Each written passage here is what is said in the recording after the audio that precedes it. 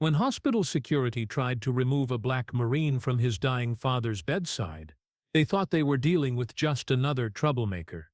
But when 20 Marines rose from the waiting room chairs without saying a word, the entire hospital stopped breathing. What happened next proved that some bonds run deeper than blood, and some uniforms never truly come off.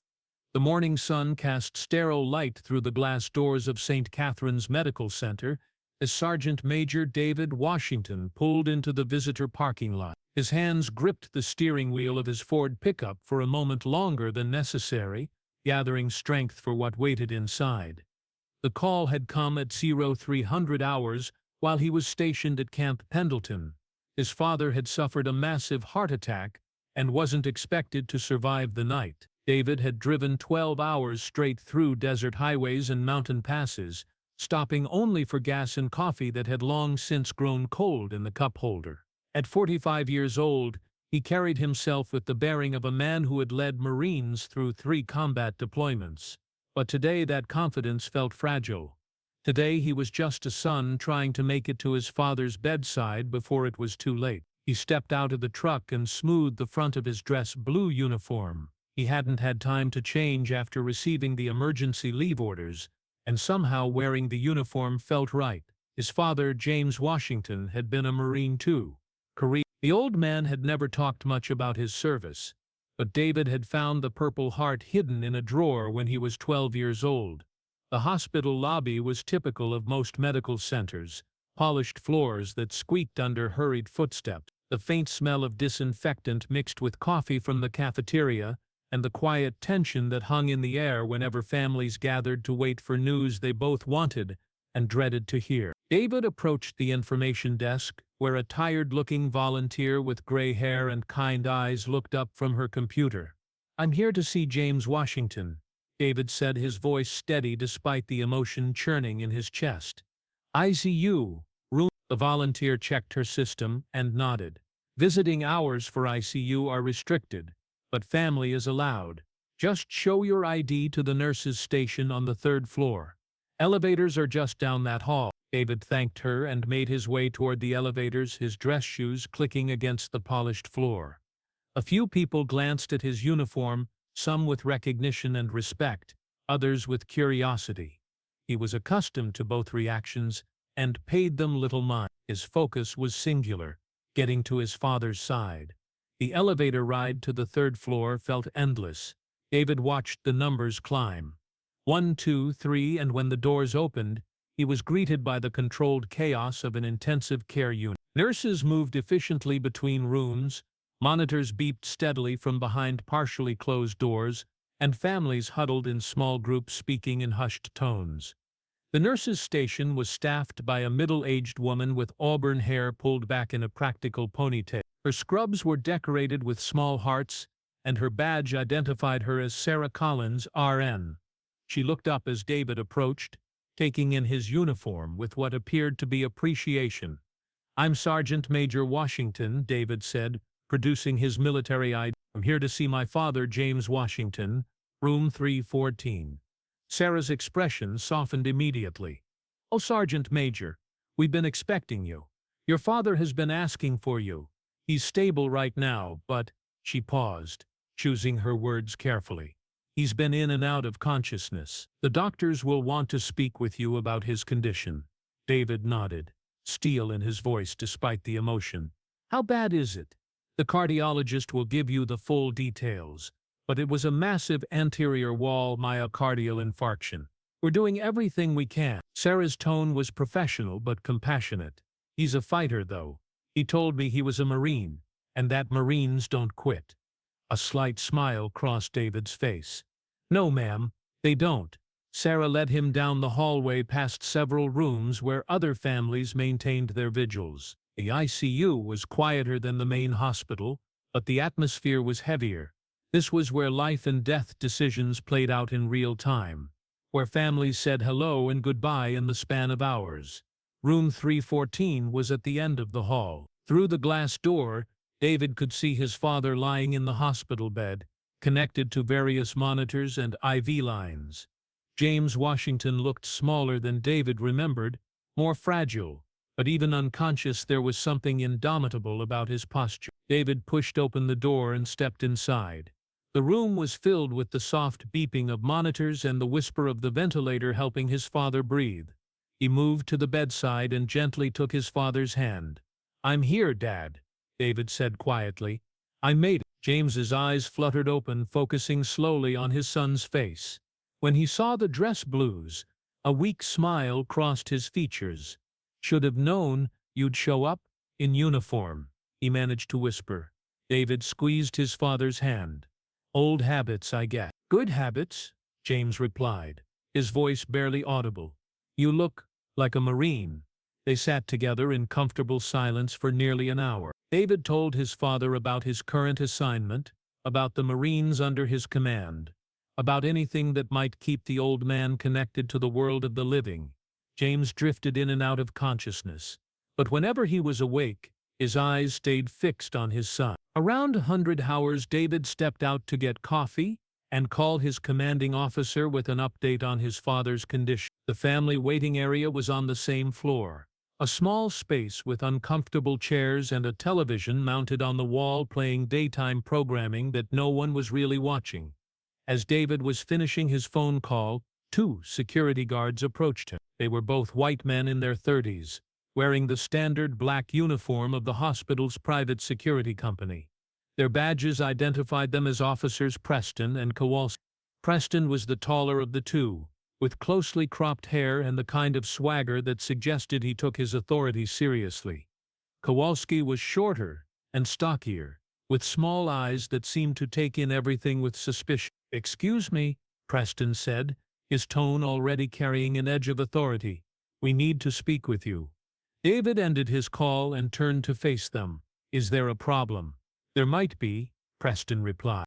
"We've received some complaints about someone in military uniform causing a disturbance in the ICU. David's expression remained calm, but something cold settled in his eyes. "I haven't caused any disturbance. I'm visiting my father, who's a patient here." Kowalski stepped forward. "Look, we're not saying you did anything wrong, but we need to see some identification and verify your authorization to be here." David produced his military ID and his driver's license without argument. Preston examined them with exaggerated care, as if looking for something that would justify the stop. "Sergeant Major Washington," Preston read aloud, "and you say you're here visiting a patient." "My father, James Washington. The nursing staff has already verified my authorization to be here." Preston and Kowalski exchanged glances. "The thing is," Kowalski said, "we've had some issues with people impersonating military personnel to gain access to restricted areas. How do we know this uniform is legitimate?" The question hung in the air like a challenge. David had been asked to verify his identity before, but never with such obvious skepticism, and never in a way that felt more like an interrogation than a security check. "You can verify my identity with the nursing staff," David said calmly. "They've already confirmed my relationship to the patient and my authorization to be in the ICU." Preston shook his head. "That's not how this works. We need to conduct our own verification. Until we can confirm your story, we're going to have to ask you to wait in the main lobby." David felt something shift inside him. Not anger, exactly, but a recognition of a pattern he'd encountered before. The way Preston's voice carried just a hint of satisfaction. The way Kowalski positioned himself slightly to the side as if expecting trouble. The way they both seemed to be enjoying the exercise of their authority over someone they assumed had no recourse. "I'm not going anywhere," David said quietly. "My father is dying, and I'm staying right here." Preston's expression hardened. "Sir, you can cooperate voluntarily, or we can make this official. Your choice." That's when David noticed something that Preston and Kowalski hadn't. Other people in the waiting area were paying attention now. A few families who had been absorbed in their own crises were now watching the interaction with growing interest. And among them, scattered throughout the seating area, were men who sat with a particular kind of stillness. David recognized the posture immediately. These weren't just concerned family members or anxious visitors. These were Marines. One of them, a man in his early 30s with the bearing of someone accustomed to leadership, stood up slowly from his chair near the window. He didn't say anything, just crossed his arms and fixed his gaze on the two security guards. His civilian clothes couldn't hide what he was, the way he stood, the way he assessed the situation. The quiet confidence in his posture all marked him as military. Preston noticed the movement and glanced over, but he was too focused on David to give it much thought. "This is your last warning," he said. "Move to the lobby or we'll escort you there." That's when a voice spoke up from across the room. "Is there a problem here?" The voice belonged to a black man in his 40s wearing jeans and a polo shirt. He had the kind of presence that filled a room even when he spoke quietly. Preston turned to face him, already irritated by the interference. "This doesn't concern you," Preston snapped. The man took a step forward. "When you're harassing a Marine in dress blues who's trying to visit his dying father, it concerns me." Preston's face flushed. "Sir, I'm going to ask you to step back and mind your own business." "I don't think so," the man replied calmly. Then he looked directly at David. "Sergeant Major, I'm Gunnery Sergeant Rodriguez, retired. I'm here with my mother, and I couldn't help but notice these gentlemen seem confused about how to treat a fellow Marine." That's when it happened. One by one, other men in the waiting area began to stand. They didn't move aggressively or speak loudly. They simply rose from their chairs and turned their attention to the confrontation unfolding near the coffee machine. First, a tall man with graying temples stood up from a chair near the magazine. Then another, younger but with the same unmistakable bearing. Then another. Within 60 seconds, 20 men were standing in the waiting area, and every one of them was looking at Preston and Kowalski with the kind of attention that suggested this situation had become very serious very quickly. Preston looked around, clearly unsettled by the sudden change in dynamics. "What is this? Some kind of setup?" Rodriguez smiled, but there was no warmth in it. "No setup, just a lot of Marines who happen to be visiting family in this hospital today." "Funny how that worked." Kowalski tugged at Preston's sleeve. "Maybe we should call this in," he whispered. "Call what in?" Rodriguez asked, his voice carrying clearly across the room. "A Marine visiting his dying father, or two security guards who don't seem to understand the difference between doing their job and power tripping." The tension in the room was thick enough to cut. Families who weren't involved in the confrontation had moved their children behind them and were watching with a mixture of fascination and concern. Nurses from the ICU had begun to gather near the doorway, clearly aware that something significant was happening but uncertain how to respond. David remained exactly where he was, his posture unchanged, his expression calm. He hadn't asked for backup, hadn't signaled for help, but it had arrived anyway in the form of men who understood what it meant to serve and what it meant to have each other's back. Preston looked around the room, taking in the faces of 20 Marines who were silently communicating that this situation was about to go in a direction he wouldn't like. His authority, which had seemed absolute just minutes earlier, now felt fragile and uncertain. "Look," Preston said, his voice losing some of its earlier edge, "we're just trying to do our job here." "Then do it," Rodriguez replied.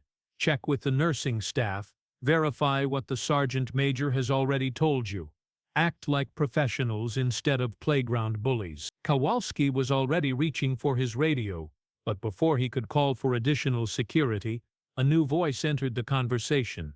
"Gentlemen, what seems to be the problem?" Everyone turned to see Dr. Patricia Hernandez, the chief of cardiology, approaching from the ICU. She was a small woman in her 50s, but she carried herself with the confidence of someone accustomed to making life-and-death decisions under pressure.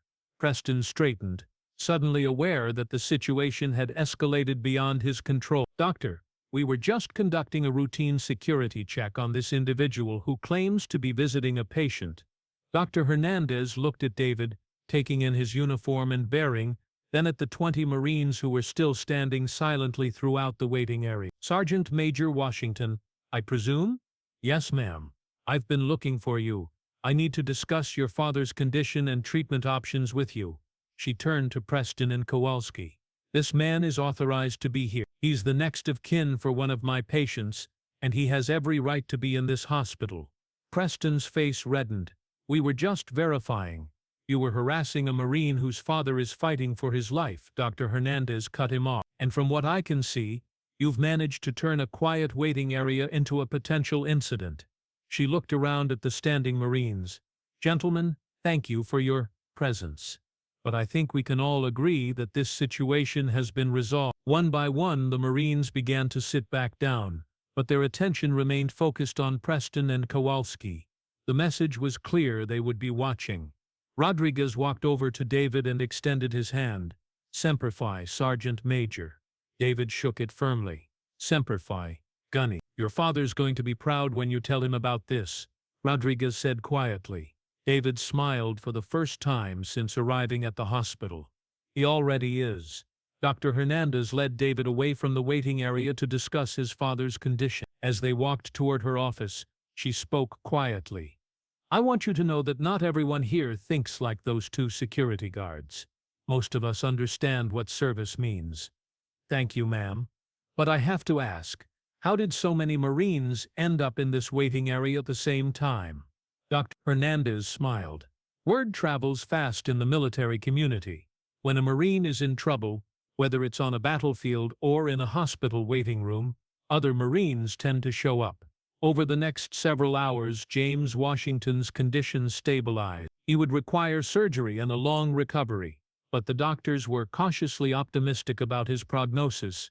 David remained at his father's bedside, and throughout the afternoon and evening, Marines continued to stop by, some to check on James, others to make sure David had everything he needed. Rodriguez, who turned out to be a retired gunnery sergeant who had served in both Iraq and Afghanistan, brought David coffee and a sandwich.